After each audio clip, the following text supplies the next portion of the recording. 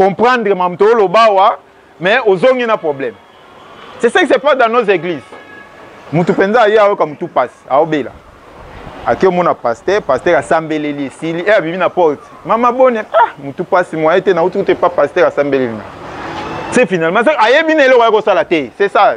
C'est vraiment ne pas savoir ce qu'il est venu faire à l'église.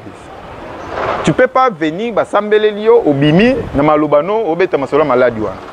C'est comme ça ka j'aimerais qu'en sortant ici, ça je suis sûr, pour ceux qui vont me permettre, ceux qui vont m'aider, ils vont parler de B.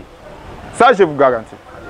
Mais ceux qui ne vont pas m'aider à vous aider, bon, ils vont sortir ici à Bani sauver ta masolo, n'a pas problème moyen qui non. Mes amis, c'est biblique, hein. Bon, j'aime parler de la Bible parce que c'est le plus merveilleux livre que je connais spirituel. La Bible dit que Oignon Sokutana Jésus a comment il transformé. C'est que ce c'est anormal, je vous dis. Bartimée a eu cette grâce-là, la femme là qui saignait cette grâce-là. Tu peux pas, non, il faut changer l'histoire. C'est que si on change, tu as cherché à comprendre, à analyser, l'histoire d'intelligence là, on n'en a pas besoin ici. Je vais vous expliquer pourquoi. On n'a pas besoin d'intelligence, on a besoin de solutions. Et nous allons faire une technique où je vais vous expliquer comment ça va se passer. Je vais vous mettre dans un état approprié. Parce que ce que nous disons ici échappe à la logique. Déjà, bateau on a nous bayo kangate mbaliboso ba comme dire loba. Quand on a zoloba na ba problème na ngeko solution. C'est ça l'intelligence. OK, mambo to sala wa ils ont besoin d'intelligence wana te. D'où nous allons mettre cette intelligence là à côté pour accéder aux solutions. Si c'est pour utiliser cette intelligence là, je vous conseille d'aller à l'hôpital. Si vous êtes malade, je vous conseille d'aller voir votre pasteur, d'aller voir je ne sais qui, pour vous aider, les coachs, les enseignants. Il y a beaucoup de coachs ici à Kinshasa. Moi, je ne travaille pas comme ces coachs-là. Les coachs-là travaillent avec votre intelligence. Ils vous expliquent, ils vous enseignent. Mais nous, dans la pratique, nous mettons cette intelligence-là à côté. Parce que c'est cette intelligence-là qui nous bloque. Vous allez comprendre ça ici. C'est cette intelligence-là qui vous fait comprendre que, ah, ça, sauter au Kobukana. So talika bo eso sauter so on peut so $1000 sauter talika docteur tika lien $1000 non mais massa c'est bando beta kaka parce que doit kota bando beta massa si James a sauter bon moni James a temi kuna c'est que ici la solution dont je vous parle là échappe à la logique ce que tu as la logique on comprend et on kendete aussi mbaté je vous l'ai dit déjà pour anticiper parce que lorsque Jésus a multiplié les pains nous tous nous avons cru mais jusqu'à aujourd'hui il n'y a aucun pasteur qui nous a expliqué il a fait comment. Comment est-ce qu'il a fait pour multiplier? Batoubalia est à la 12 paniers. Il a multiplié les pains 2 fois. Il a fait sortir les pains 1 fois après la mort. Mais on ne nous a jamais expliqué ce qu'il a fait. Et lorsque moi je vais parler, toi tu commences déjà à réfléchir. Bon, il va faire ça comment? Je suis en train déjà de donner les solutions pour comprendre. Parce que comme il tient dans un bateau, il va comprendre la solution. Jésus a marché sur l'eau. Moi je suis chrétien pratiquant, je crois à ça. Mais est-ce qu'on vous a déjà dit il a fait comment? Il y a un pasteur qui est devant moi ici. Est-ce qu'on nous a déjà dit? Il y a un pasteur qui a déjà séance et église. Il a expliqué Jésus a salagi ndengeni ni pour attendre. Est-ce que non, il faut accepter. C'est que mambo to sala ça fait partie de ça. C'est que mambo comprendre na mayele no na tia na mpanzi.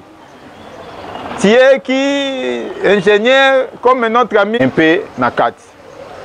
Dans le monde de la spiritualité, batiki terre, pour ça, il faut prêcher. C'est ça. C'est que laisser un peu physique, tout côté en profondeur, il n'y a pas. C'est ça des métaphores de la Bible.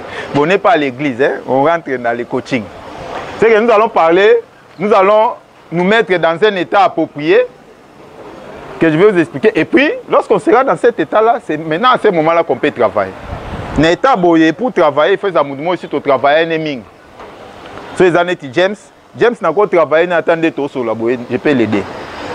Même prof n'a pas travaillé dans la boîte, Crispin Meda, moi, il y a une logique. Il y a une recherche à comprendre. Papi, bon, il y a moi à tirer à ma belle. En résumé, et lorsque la personne est dans cet état-là, c'est à ce moment-là que tout est possible. C'est qu'on va chercher à se mettre dans un état où tout peut être possible. Sans sauter de A à B. Tu vas faire ça. Et puis, il faut revenir en état ordinaire tel que nous sommes ici. Hein? Je vous garantis, personne ne va rester dans cet état-là. Ce sont des états que nous nous mettons tous les jours. Et on va expliquer, on va comprendre. Tous les jours, nous passons comme ça de temps en temps dans cet état-là. Et puis, nous allons passer à la fin. Il y aura des questions et des réponses, un peu des commentaires, parce qu'on va s'échanger si on a le temps, parce que j'aimerais qu'il y a 12 heures tout clôturé. Voilà, en résumé, ce que nous allons faire ici. Est-ce qu'il y a une seule question? S'il y a une question, je peux répondre pour te évoluer. Une seule question.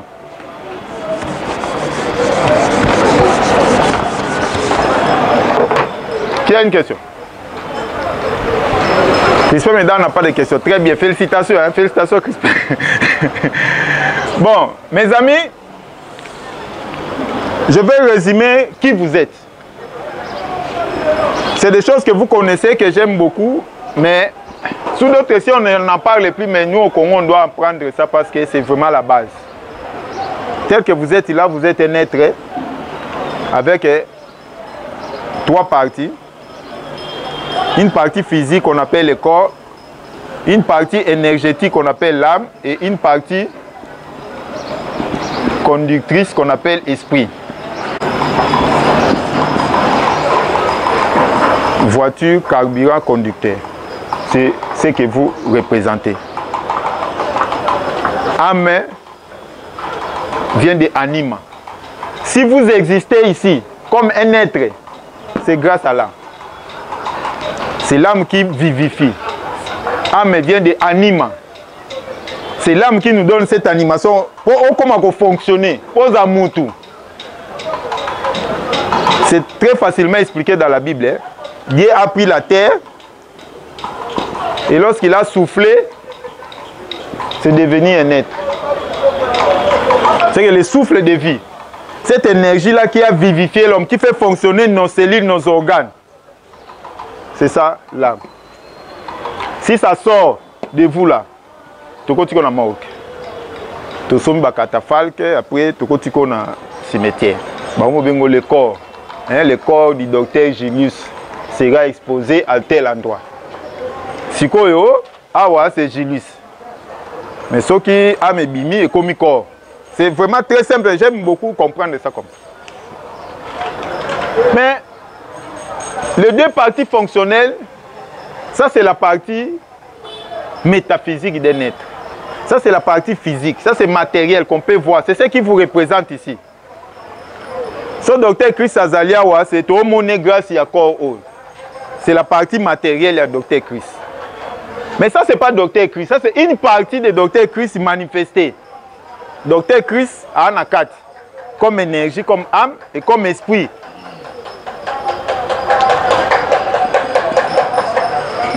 C'est la partie esprit qui commande tout ce que vous faites là. Au côté les maçons, quand on décide un esprit, nos télémas, quand on fait nos télémas. Si on peut bimo, maman souci à télémas, parce qu'il a décidé à télémas changer de position. C'est comme ça. C'est qu'on a un conducteur, les chauffeurs qui peuvent accélérer, freiner, aller à gauche, aller des esprits dans des corps. C'est que le corps est un support. Esprit de Bonzambé. Si nous sommes dédiés, ce n'est pas par rapport au corps. C'est par rapport à l'esprit. Nous sommes des esprits dans le corps. C'est pour cela que la Bible dit, je vous ai connu avant que vous soyez conçus. Le corps commence par la conception.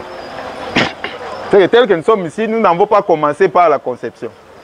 La conception a fait de nous des êtres humains, matériels. Mais nous étions là, comme esprit. Vous et moi. C'est que l'autre est bête à solo esprit. C'est l'esprit qui commande. Cet esprit a 2 parties. Il y a une partie qu'on appelle le conscient, il y a une partie qu'on appelle le subconscient. C'est-à-dire, c'est lui que vous êtes là, qui s'occupe de votre vie, qui dirige, qui organise tout. Il a 2 parties, il a 2 bras, il a 2 pieds, il a 2 systèmes, il a 2 vitesses. Ça a beaucoup de noms. Je ne vais pas entrer dans le détail. Ceux qui ont mon livre ici, ils savent avoir tous ces noms-là, tous les détails. Tout ce qu'on parle d'ailleurs aujourd'hui, en grande partie, il y en a là-bas. Mais moi, je vais aller à l'essentiel. Sur les 100% de l'esprit, en capacité, en potentialité, en termes de puissance, en termes de force, en termes d'intelligence, en tout. Notre ami ici a à peu près 10%, lui il a à peu près 90%. Déjà vous comprenez qui commande votre vie, qui dirige votre vie. Quel est le vrai conducteur? Je vais vous donner des exemples. Lorsque nous marchons, nous ne réfléchissons pas. C'est lui qui s'occupe de la marche. C'est lui qui s'occupe de la guérison. Pour grandir. Tu fais aucune démarche pour au Matsatai, Moussapine Koma, Sukawa, Manzake Bota. La nourriture que vous mangez là pour être digérée, pour prendre les vitamines, jeter les déchets. Qu'est-ce que tu fais?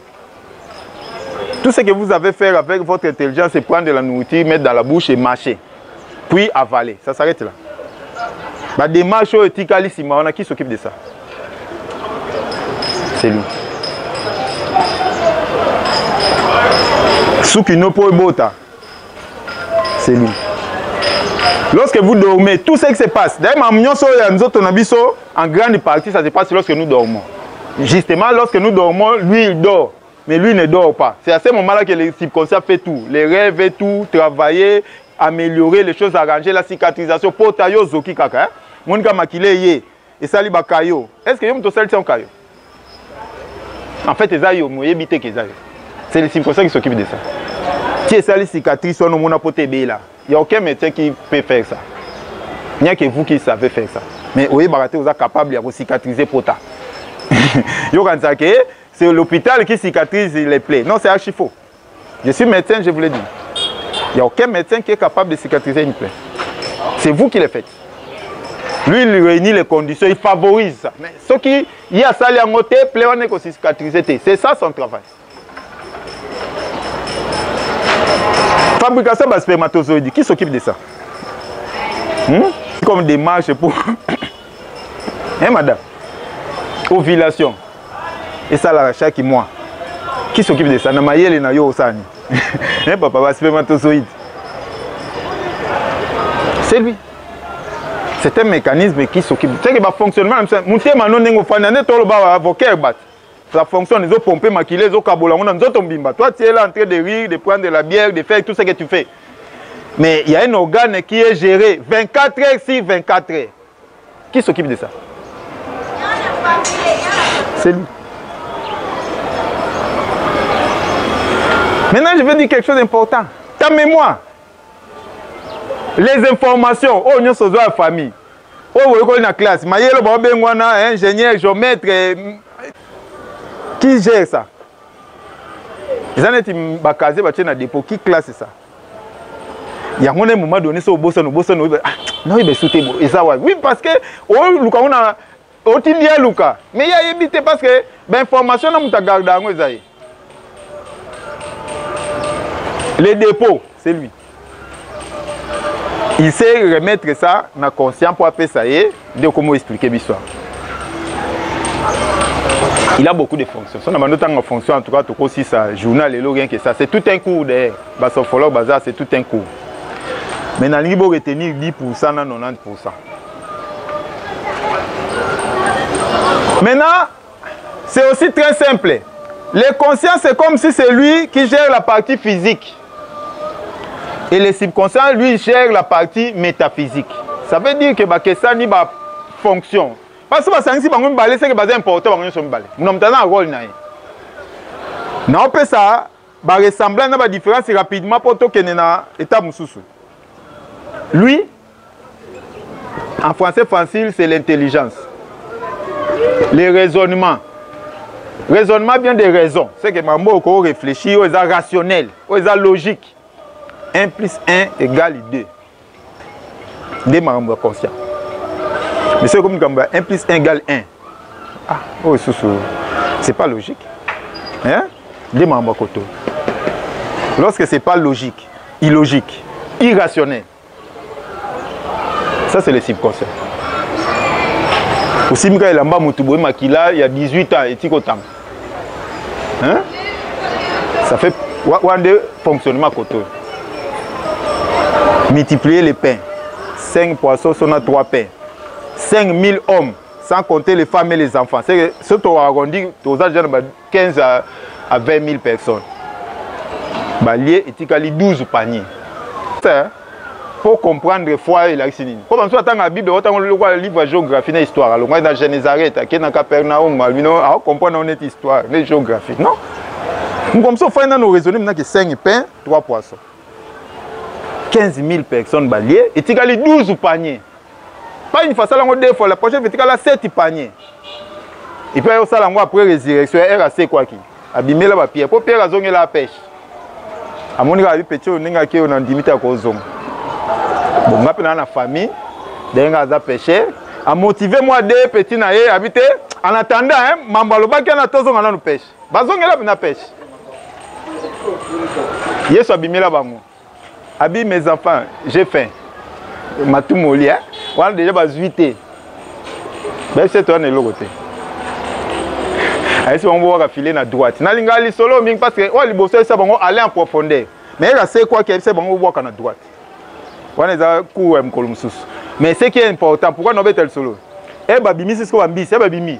Bakuti bambis sa otumba. Babengoni emporter take away. Biloko na mbisi si baita. Yes, ça blesse en Jean. C'est des choses comme ça. Voilà. C'est que la logique et l'illogique. Rationnel, irrationnel, intelligence, automatique. De l'autre côté, c'est automatique. Ça n'a pas besoin de comprendre. On a un système. Maman, tu as une compréhension kaka. Aux ongi sous ce côté à 10%. Or, on a bien 90%. Kotoyo, dès que nous avons une conditionnalité pour fonctionner bon.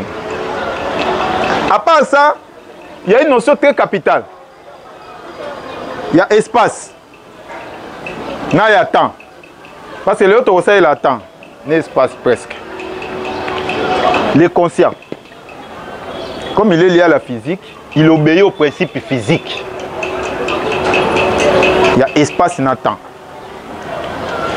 Dengue Bibi Chazaliawa a se retrouver dans Ngabate physiquement. Il faut aller au transport ou bien le makolo Ngaba. S'il n'utilise pas d'autres moyens métaphysiques à bouger à Ozala. Le corps est lié à la physique, le conscient réfléchit par rapport à l'espace. La même chose par rapport au temps. Tu as 10 heures, tu as 10 heures. Si tu as 15 heures, tu as sous 10 heures. Déjà, tu as 8 heures et c'est que il y a un journal. Mais pasteur, et que tu n'as jamais. Nani vous comprendre. C'est que le temps passé au passé, le temps passé ne revient plus. Ils ont une notion physique. Pour les autres, déjà, vous voyez que la bosse en ils ont une notion, il y a 10%. Ah, wow. C'est une notion relative. Un subconscient qui constitue notre esprit. Notion d'espace, ils ont illimité. En esprit, tu peux être à la fois ici et ailleurs. La notion de distance est un esprit. Pensez seulement en d'autres, avec les rêves. Ou l'autre, aux ans chez Bibia. Au fungoli porte à toilette, au bimi dans la chambre. Tout comme moi, les gens s'étonnent. Alors nous vivons ça tous les jours avec nos rêves.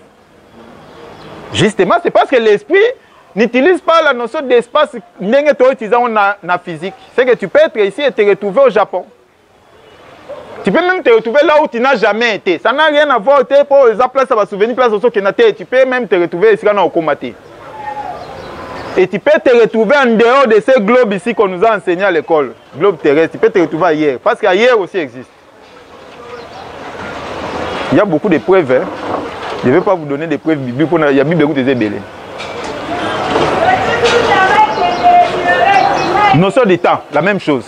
Les subconscients n'utilisent pas la notion du temps de façon fixe. De façon linéaire. La ligne du temps. Parce qu'il y a des séances à l'élo. Le présent, le futur et le passé. Même tu es là dans la classe. La classe va l'accepter 10%. En esprit, Bon, lorsque je parle en esprit, comprenez déjà que je parle du subconscient. C'est pour cela que beaucoup de gens ne comprennent pas mes enseignements, parce que lorsque moi je parle des notions de 90%. Ce qu'on nous a enseigné à l'école, c'est les notions de 10%. L'intelligence, là, c'est ici. Maïlo, il y a un diplôme aux yeux, ça. Ça ne pas dire, beaucoup de gens qui utilisent l'intelligence ne trouvent pas de solutions. La preuve, c'est nos professeurs. C'est aussi simple que ça.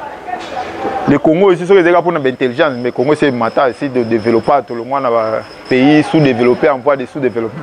Si c'était que pour l'intelligence, l'indépendance, tous les directeurs du cabinet des présidents de la République sont des professeurs d'université. Oh, bah, on va comment François, on a un discours, c'est eux qui écrivent ça. Peu importe le président, ceux qui écrivent des papiers, les textes là, qui nous dirigent, sont des professeurs d'université. Même dans les cabinets des ministres. Ministre, directeur du cabinet n'est professeur d'université. C'est un pays tel que nous sommes là, en voie de sous-développement là. C'est grâce. Moi aussi, je fais partie. Mais moi, maintenant, je m'organise pour passer là-bas. C'est pour ça que j'ai besoin que vous compreniez. L'intelligence résout 10%. Parfois, ça ne résout même pas. Comment est-ce que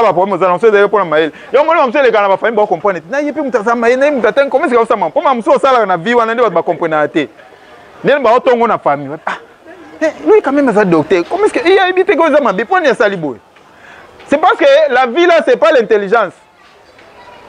La vie n'est pas logique. Ça, c'est la phrase que Papi aime. Je ne limite pas comme président. Je suis pour Fandia. Vie est logique. Vie est illogique, irrationnel. Deux autres comprennent des trucs. Oh, Atongi meuble, il y a Zumbo. Bon, on tout le monde à côté. Oui, c'est ça la vie. Attends, Tongi, yes, Atongi. Trouve tes arguments là. Comme vous avez le pouvoir de transformer les diables en dieux. Tu te dis non, bah, immeuble, non, c'est ça, bloc à la loge. Oh, ça s'attaque à les diables. Mes amis, ça c'est l'idolâtrie. Et je vous le dis en tant que technicien, hein, le fait de voir quelqu'un réussir, prospérer, le considérer qu'ils sont diaboliques, c'est que tu donnes au diable le pouvoir. Tu considères que Dieu est capable de le faire. Moi, la première chose, lorsque je vois ces immeubles ici, je considère que les 4 et 5e, ils sont ensemble. Peut-être le 1/5e ou le 1/10e, ils sont diable. Oui, le diable existe aussi, non m'amener. Mais moi, je ne peux pas lui accorder plus de valeur que Dieu. Non, c'est grave. C'est gravissime, je vous le dis. C'est ça l'éducation du Congo, c'est ça nos églises. On nous fait croire que réussir là, c'est lié au diable. C'est archi faux. Le diable était capable de fabriquer une souris. Je vous le dis. Le diable a fabriqué souris. Alors ça, il a souris en Zambia. Il est incapable, il n'a pas ces capacités-là. Lui, il n'a que 3 capacités. Dérober, égorger et détruire. C'est tout ce qu'il sait faire. Il y en a Linga qui est fidèle, lui il ne change pas de boulot. Hein. Il n'est pas comme nous. Si j'ai dans ça, nous collèguons ça me sauter. Christian Enda. Moi aussi j'aime cette phrase-là. Ah, il y a que la vie n'est pas logique. Très bien, mais il faut vous comporter aussi comme ça. Quand il y a une théorie, il faut aussi vous comporter que vie, mais il y a une logique. C'est que mon bon, au message là, on est zélo, jour où il y a nous changer de là. C'est ça la vie. Il faut faire ça moto. Toi, tu restes, oh non, c'est ce que je fais avec mes clients, mes amis. Il y a des choses qu'il faut casser. La difficulté, c'est que c'est base de principe de Michel Abisomoko. Yomoko, tu es mir, pendant que tu es là, Yomoko. Non, il faut le talent. Bon, tu as gagné quoi avec ton mukolo là? Tu as gagné qui mukolo là, tu as gagné yondo tanga, d'accord. Il faut aussi qu'il y ait des résultats. Mais s'il n'y a pas de résultats, change papa, change. Mes amis, moi ça fait 6 à 7 ans que j'ai décidé de ne plus être imbécile. Parce qu'en fait, j'ai découvert que j'étais imbécile pendant plus de 40 ans. Dans mon colo, j'ai 54 ans. Imbécile. Tu sais pourquoi? C'est en français. C'est ça les imbéciles qui ne changent pas. C'est bateau batika là na principe wana. En fait, aux autres ça biso que aux imbéciles. Ngate, ça va français bon. Aussi longtemps que tu ne veux pas changer là. C'est-à-dire que oh Michel na compte pas même imbécile ne va changer à terre. C'est qu'il y a des choses, mes amis, il faut apprendre à casser ça. L'esprit. Nous sommes ici aujourd'hui le 22. Passé na yo c'est le cas. Na physique. Futur na ne comité. Mais na esprit. Na compte subconscient. Nyonso yo eza eloko moko. Que ce soit le passé, que ce soit le présent, que ce soit le futur, nyonso na esprit et fonctionne net eloko moko. Le temps, non, ce esprit est linéaire. C'est pour ça que la Bible dit 1000 ans, un jour, ils en étaient 1000 ans. Tu peux appliquer tes logiques là. Tout ce que tu as étudié à l'école, tu ne sauras pas expliquer ça.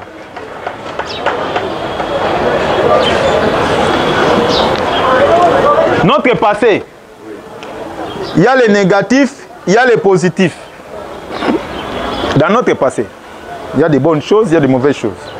Il y a des bons amis, il y a des mauvais amis. Il y a des maladies, mais il y a aussi des guérisons. Nous allons noter ce qu'on peut comprendre l'autre. Dans notre passé, Oso Bela Obika. Pensez seulement à votre enfance. Et bien, il y a une maladie grave. Mubika. Surtout, si vous avez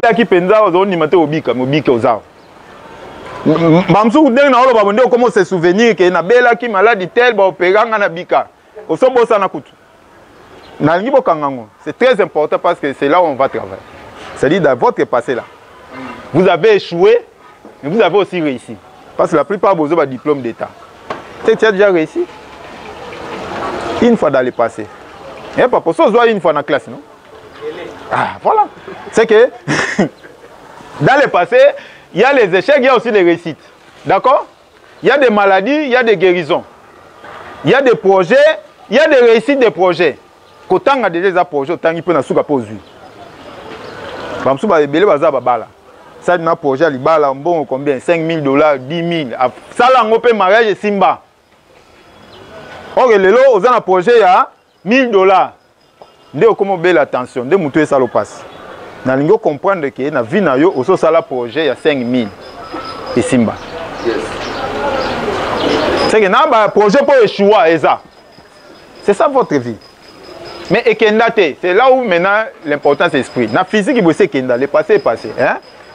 Mais quand il y a un accident, maman au moins on a attention, justement parce que l'esprit est le cas. L'esprit est comme ici et maintenant.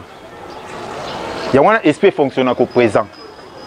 Subconscient, il y a une condition, l'esprit, le subconscient, notre 90% fonctionne au présent. C'est que dans le passé, il y a d'autres gens qui ont été dans le Siko. Ce qu'on a dit, c'est que nous avons na butu. Quand nous avons soit attention, docteur, pourquoi on a même collègue? On va transpirer. C'est le cas. Mais vous transpirez point. C'est l'esprit qui applique ça. Nous allons comprendre l'autre. Mais on a des exemples négatifs. Mais nous, on va prendre maintenant les exemples positifs. Pour esprit à considérer que c'est psycho. Quand on transpire pour canisiner bakuluna bakangakayo. C'est que so canisiner au zoaka na examen d'état au balaka, kopane simbaka, esprit à appliquer en lelo. Parce que tu vas appliquer négatif. C'est ça en fait le secret de ce qu'on va travailler. La même chose avec le futur. Dès que tu le samedi, dimanche dans le comité. Tu peux écouter et le candengeni. Mais c'est que sur dimanche est comment. Mais je vais vous donner une bonne nouvelle. Il y a fonctionnement subconscient. Et bien je ne sais pas dire mais aussi au lala au lota. Que aux événements mokobo. Lobi na tongo pe salemi. Oui ou non? Yo benga ngo rêve. Non, ils ont rêvé. Le subconscient est capable d'aller là-bas et revenir ici. Notre esprit est capable d'aller dimanche. Et il peut y avoir lobby. C'est ça notre esprit. Parce que c'est que nous tous nous vivons comme ça. Tu vis mais le quoi ça on a classe c'était on fiti wana omona yango musika eza na physique 2025 na ne comité mais je vous garantis que votre esprit est capable d'aller na 2025 paye biso mambo ekoleka benga yango ba songe ba vision ba ni beaucoup vous avez beaucoup de noms pour trouver des esprits. Moi je me dis comment est-ce que notre esprit fonctionne. Yango na soko za na nyongo ya James ya $10,000. Ce qui a tindé le SMS à Kasiko, ok, à Roleka Lobby na Tongo. Vous allez à fièvre. Justement, c'est ça. Non, nous sommes lobby. Tout le monde a un problème dans la vie. Ça, il y a futur. Je vous dis, la majorité des humains, malaise, stress, dans lobby. Lundi, moi, il faut foutre le monde en classe. Stress. Non, les gens comme ça. Mais il y a un problème, tu as dit. Mais il y a une solution, non, même les solutions là peuvent quitter là et venir ici. Voilà ce que j'ai écrit l'autre salle. C'est que nous allons utiliser, nous utilisons les négatifs voilà, pour tomber sa vie au présent. Moi, je suis mal à l'aise pour aux ongles à passer, aux ongles mambo et les kawana. Ah, moi, c'est mambo sala, mbali wana vraiment. Il y a un comme ma bonne comme ma paix, nous autres pays comme bela. Nous sommes experts dans ça. So, quand dans 2 semaines, nous avons un programme, nous avons comme dans ma future, comme bela. Alors que c'est une technique. Mais on a des techniques négatives. Nous allons l'utiliser positivement. Nous allons rentrer dans notre passé, là où nous avons réussi. Là où nous avons guéri une maladie. Là où nous avons cicatrisé. Pour peut-être apporter des obélatés. Mais au sens où on va apporter ces cicatrices. C'est qu'on va aller chercher ces capacités pour l'utiliser aujourd'hui. C'est ça l'utilisation à ligne de temps. Mais au cocaté. Il faut l'entraîner au message nango des bisoto ça la rapport ça peut-être facilement. D'où il faut modifier l'état. Maintenant je vais passer dans la deuxième partie il y a esprit. Faut toi atterrir dans la pratique. Maintenant mes amis, ligne oyo na tracé oyo niveau ya conscience na bino. C'est-à-dire esprit, tu as l'esprit, tu as corps, tu as âme, tu traverses aussi l'esprit. Notre esprit fonctionne avec ce qu'on appelle la fréquence. Aujourd'hui, la science étudie ça, c'est parce que conscience n'a pas fonctionné dans le cerveau. Même si c'est dans le cerveau. Ça, c'est un autre cours. Esprit, tu as l'esprit. Esprit, non, matériellement, là où on peut localiser le fonctionnement dans le cerveau. Ça fonctionne commande un siège technique dans le cerveau. Mais il y a partout. On a étudié comment est-ce que cette conscience-là, cet esprit fonctionne dans le cerveau. Ça crée des ondes qu'on appelle des ondes de bêta. Ils ont la fréquence. C'est que beaucoup de gens ont la fréquence. Donc, on a des détails parce que bon. Ils ont un chiffre. C'est à peu près de 12 à 20 ou 25 Hz. Bato ba kena hôpital ba sala bango ba examen EEG, to examen mutema mona isala ba tracer. Ba tracer wana on peut calculer fréquence pour ba cerveau ne fonctionner. Dès tol solawa, cerveau na biso eza na niveau bêta. Et ozo sola ba ninga bo discuter bo bêta masolo ya Congo bwana bêta. Soto lali to komi na delta. Ça c'est niveau 4 à 5 Hz de fréquence. Ça c'est le sommeil. Ça s'appelle éveil ou veille. C'est des choses qui sont bêta, soit tu es là, tu es delta. C'est comme ça que nous fonctionnons. Tous les êtres, même les animaux, même les plantes, c'est où il y a activité, il y a inactivité, il y a repos. Dans le cerveau, ça se manifeste par la fréquence haute. Bêta. Vous éveillez, so là, il va bien delta. Oyo mi balé, en termes techniques, état ordinaire de conscience. C'est-à-dire que c'est la façon normale de la. C'est ça. C'est que état normal de conscience nabiso, bon, biso tolingaka ko disait mingi normalité parce que dans le monde d'esprit normal les gens paramètres belé. ba scientifique nde balinga non biso utilisaka ordinaire état ordinaire de conscience mais yango ezana ti mutu normal fonctionnement mutu normal eza soit aux éveillé soit aux ola d'accord awa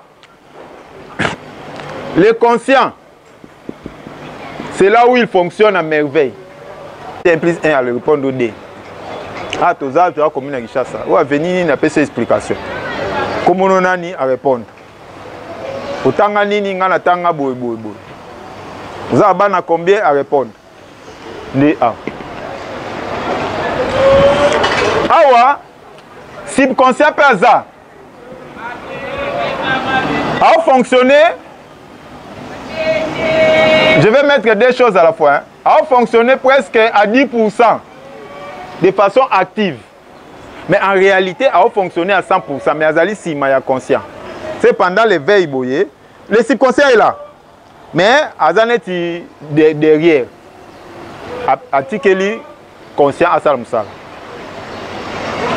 Je vais expliquer pourquoi après. Awa, et Tolali. Notre ami conscient. Moins de 5%. Somme talali so tourner 1 plus 1. À répondre au D.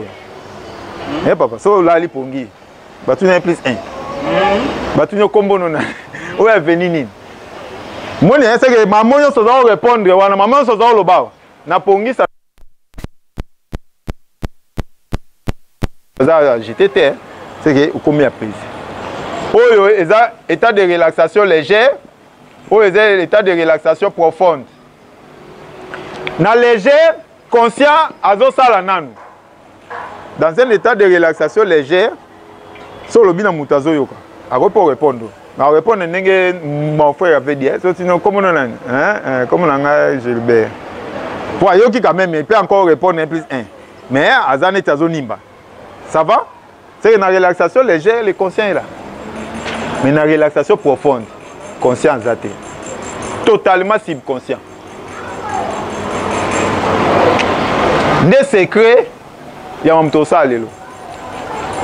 C'est-à-dire que ici, vous allez m'aider, à vous aider. Vous allez vous permettre d'arriver ici. Parce que combien ou combien de gens ont accès à subconscient, le subconscient peut prendre la réussite, la guérison à appliquer en lelo. Peut prendre même aux appliquer en lelo. Mais awawa, non, c'est illogique. Hein, c'est illogique. Awawa, moi doute. Moi ça n'est pas dit, mais moi doute. Mais awawa, ça marche. On appelle ça état modifié de conscience. Et moi j'ai des techniques que je connais, que je vais vous aider à arriver dans cet état.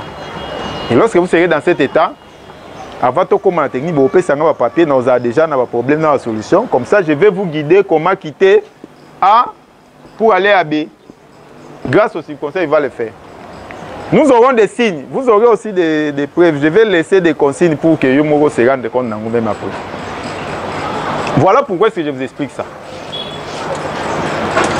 Nasa Pongiawa, ils ont comment?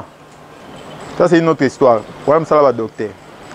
Ce qui concerne, c'est comme dans zéro, il y a un Moutakufi. Bon, pas Moutakufi à l'hôpital, hein. Kokufi à solo. Oh, ils ont un film. Moi, un film, c'est Moutakufi électrode. Et ça, ce que ça lui tracé pour habiter à Wessili. Tracé, on a des lignes. C'est que fréquence en matériel, sous n'a aucun tésai sauté, comme il tracé plat. Il y a un là vraiment. C'est que le cerveau, rien ne se produit là-dedans. Bisous à toi, on a mort, il y a. Nous sommes maintenant respiration. On peut mal sauter, nous sommes bien sauter au couffin. Mais on va nous la mort. C'est quoi? C'est quoi? Tu as couffé dans bien té. On va bien mort clinique. Na poto kuna ba gérer na. Pour bateau ça va pareil. Attends, nous sommes petit bêta ba ko gérer na. Ouais, le important na mutu. En fait, les ailes muté mateza cerveau. C'est lorsque le cerveau arrête là, on peut dire là aussi. Mais bisous doit na côté muté. Pasteur. Le docteur a fait qu'on a comme arrêt cardio-respiratoire irréversible. Des fois, le docteur qui retourne, nous avons comme une affiche. Alors, je suis muté, je suis poumon. Je suis comme ça.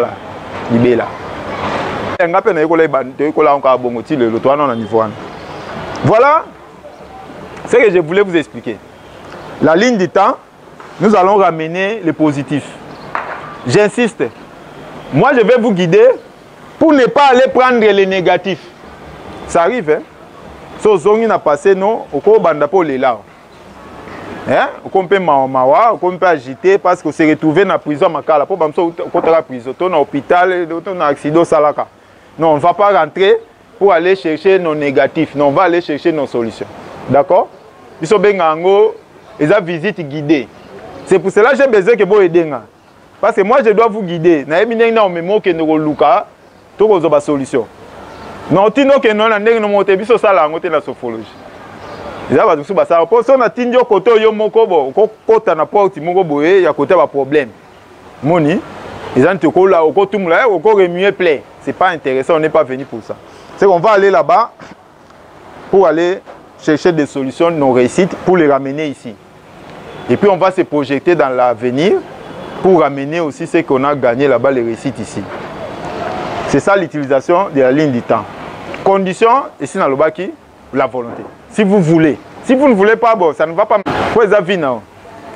Bon, quelque part, les années pour aider. Mais il faut permettre. Dans la spiritualité, c'est comme ça. Hein. Même Dieu a besoin de la permission. Lorsqu'il nous a créé, on a besoin d'un individu. La Bible dit, je suis devant la porte, je me tiens devant la porte et je frappe. Celui qui écoute, tu l'ouvres, j'entrerai chez lui, je mangerai, je souperai. Ce qui est une samba, tu la porte à bêta. Il faut la porte à bâton. Pour nous, c'est le fond. Parce que nous sommes individus. Nous avons un périmètre individuel. Il faut un accès. C'est moi aussi, j'ai besoin de vous aider. Il faut pas permettre. Dans la pratique, on va passer aux bonnes choses. Bon, nous avons profité comme problème, la solution. Pas les noms, n'écrivez pas les noms, oui. Les noms aussi, peut-être comme on a eu. Mes amis, non, mon esprit est physique. Hein? On ne voyage pas, non. Ton passé là est là. Mes amis, aux âges 32 ans. Les 32 ans là sont là. Une année, 2 ans, 3 ans. Et ça, ouais, nous allons. Mais si vous avez 32 ans, c'est justement parce que tout ça, il y a un des salio. C'est impossible, c'est archi-faux, c'est du mensonge. C'est détruire même ta personnalité, ta vie. Moi, j'ai 54 ans. Bon, c'est ce qu'on a l'ongoli 53 ans. Je suis qui?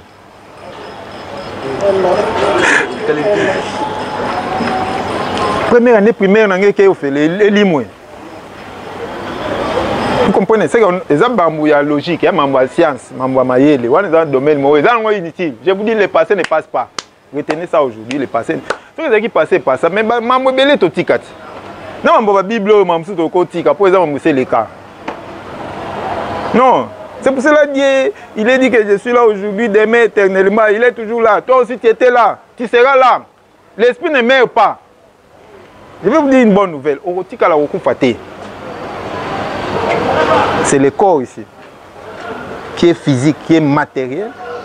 Au lingo lingate, et dans un processus, il y a évolution, on a dégradation. Moi, une place où on a si bien dans ma Bible. Surtout, après une année, tu es tu écoutes un zété pendant botia. Ah, comme net moi forêt. Et ça, pour tu respirer, ça dit chaleur na biso peso. Il faut quitter la logique. Monde cartésien, ah, on a le lot comme dans néo-cartésianisme. Babité, Joanna Pé a lequel soit problème tout. Au douter de tout. Oh. Même les chrétiens le disent. Hein? Oh, la Bible interdit de douter. Mais il y a des chrétiens scientifiques qui vont prof. Non, il faut douter de tout. Ça, c'est Descartes qui a dit. Mais moi, je suis chrétien. Pourquoi je dois douter de tout? Il y a des choses que je vais accepter. Na comprendre, était dans 10 000 ans. Je n'ai pas besoin. Parce que si on va douter de tout, il faut tout comprendre. Non, tu ne peux pas tout comprendre. Non, c'est impossible. Par exemple, on comprend. Si je vous demande de tanga physique, comment est-ce qu'une goutte d'eau et quoi la roche est cassée. Si les scientifiques n'ont jamais expliqué ça. Parce que ce n'est pas un principe physique, c'est un principe métaphysique, quantique. C'est ok, dans la logique, une goutte d'eau qui a cassé roche. Tu te demandes même, il faut que ça soit cassé. Non, c'est pour dire qu'il y a des choses dans la vie, dans les années, tu goûtes d'eau, hein? Mais qu'on casse, qu'on détruit. C'est la maman mine détruit. Non, il y a des gouttes d'eau, kaka, des gouttes d'eau. Même si tu as des difficultés, pour tu as gouttes d'eau, tu as toc. Ça va, hein? Ok. Avant de commencer, nous allons faire un test. Mes amis, aidez-moi à vous aider. D'accord? Alors, tout ça, test, nous allons découvrir qu'il y a une partie où les autres dirigeants dans mais il y a une partie où les autres dirigeants dans maïle. On va dire conscient et subconscient. Ça peut te surprendre, mais ça serait une bonne chose pour au monde qui s'émerveiller, pour comprendre qu'on peut aller loin. D'accord? Bon, faites comme moi. Hein? Collez les deux pieds au sol. Les deux pieds tout le temps. Collez ma colonne balai. Voilà. Collez ma colonne balai netingai. Allez, on met les mains comme ça. Mettez les deux mains devant comme ça. Très bien. Ah. Pour faire le bal, on a une veste. Pour faire 2 mètres. Très bien. Très bien. Imaginez que Mambo on a mis balai et Zali Benma. Na olingo kanga misu pour vivre en facilement parce que au fond la no misu mais kanga misu imaginez que Maboko no mbale zali ma et plus na oloba tu peux sentir que Maboko zo ça n'était pour ça ne bando ko se rapprocher. Mais tu peux faire ça calmement toi-même, tu peux les rapprocher et quand tu ça misapi mi balé kanga ngo makasi croiser les deux mains ma misapi mi balé. Croiser les deux mains, croiser misapi pendant de to croisera misapi. Voilà, croiser misapi kanga Maboko pendant regardez-moi ici comme ça vous allez fermer les yeux. Faites bien. Maintenant, tu peux garder ça comme ça ou bien au kangami ou bien au kota la mena lingi que oh imaginez que le comme un bon est baïma. Dès que na le babo mambo on est kangami. C'est deux aimants collés. Baïma et satiraka. C'est maboko on est ali totalement collé n'engo tiangwana. Peut-être que tu peux imaginer que na sopi super glue. Sentir glue n'engo zalaka na otia super glue na maboko no ekota entre maboko na misapi. Tu peux imaginer qu'il y a autre chose super glue. Tu peux aussi imaginer qu'il y a du colle, scotch. Ce qui a couleur ni à transparent, jaune, ligoté sous ma boue très bien. Je vais compter jusqu'à 3. Lorsque je dirai 3, vous allez essayer de séparer les mains. Vous n'allez pas arriver. Parce que vous l'avez collé. Demandez est-ce que c'est possible. Non, je vous dis c'est vrai, vous n'allez pas arriver. Je vous demande même déjà d'ouvrir les yeux. 1. Ouvrez les yeux. Obité, ah, Maboko Zanga na ofongola. Non, ofongola ngote, ça ne va pas s'ouvrir parce que tu as fermé. 2. Tu te dis, bon, je vais essayer, ça va marcher. Ça ne va pas marcher parce que tu as collé ça. 3. Vous essayez. Vous allez vous rendre compte que vos mains sont collées, cimentées, collées. Essayez. Ça va, félicitations. Voilà. Vous ouvrez les yeux. On a l'union fongola, mission Mogomona, Maboko no eza collé au koko fongola te. Bibi, ouvre les yeux. Fongola. Hein? Docteur, ouvre les yeux, regarde tes mains, essaie d'ouvrir. Il y a deux de nos amis qui ont ouvert et la majorité n'a pas ouvert. Allez, 1, 2, 3, maintenant vous pouvez décoller. Allez, ouvrez les mains. Ouvrez les mains, je vous autorise, ouvrez les mains. Ouvrez les mains. Ouvrez. Félicitations. Rigen. Ça va, hein? Ah, vous quittez. Dans un premier temps, c'était vous. Hein? Dans un premier temps. Très bien. Ça fait partie pour dire que une partie de toi peut commander. Que tu as volonté, mais au côté. La volonté, c'est le conscient. Mais l'imagination est l'équipe volonté. On va faire un deuxième test. Les pieds collés. Voilà, très bien. Je vais compter jusqu'à 3. Lorsque je dirai 3, vous n'allez pas arriver à arrêter. 1, 2, 3. Allez, essayez d'arrêter. Essayez d'arrêter.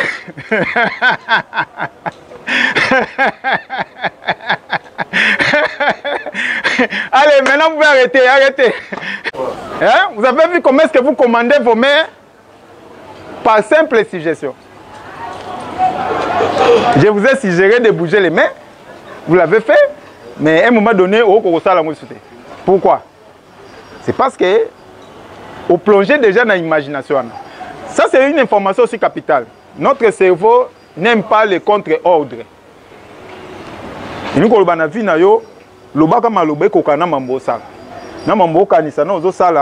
ceux qui ont la même longueur d'onde, ça fonctionne très bien. Tout ce qui se passe là, en fait, je vous ai mis dans un état où il faut faire quelque chose de son contraire. Le cerveau choisit. Il va choisir au yo imagina qu'avant. Je vous donne déjà les secrets de l'esprit.